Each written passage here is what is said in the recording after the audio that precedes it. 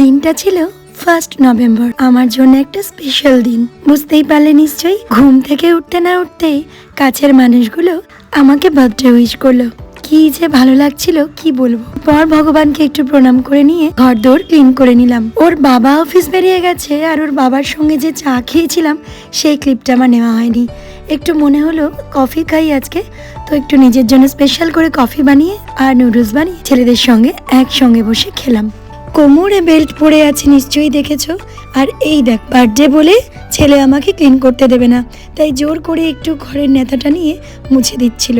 একটু back pain ছিল, সেজন্য খুবই প্রবলেম হচ্ছিল। তো ছেলে বলল, মা আজকে তোমাকে আমি কিছুতেই ঘর মুছতে দেবো না। কখনো হয় সেটা বলো?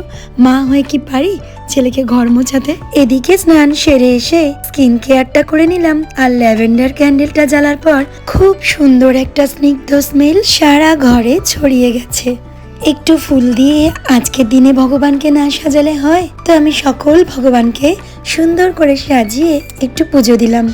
আজকে যেহেতু ওর বাবা অফিস বেরিয়েছে, সেই কারণে সকাল থেকে রান্না বান্নার সেরম করে অ্যারেঞ্জমেন্ট করতে পারিনি। তো আমায় অফিসে গিয়ে ফোন করে বলেছিল একদম রান্না করবে না, আজকের লাঞ্চ তোমাদের জন্য আমি অর্ডার করে দিয়েছি। তো দেখতেই পাচ্ছ, বিরিয়ানি অর্ডার করে দিয়েছিল, আমি শুধু তোজসোনার জন্য একটু রান্না করেছিলাম। আর এই দেখো, সকালটা এইভাবেই ছেলেদের সঙ্গে আমার আনন্দে কেটেছিল। আর সন্ধেবেলায় কি হলো সেটা তো আসবে নেক্সট পার্টে।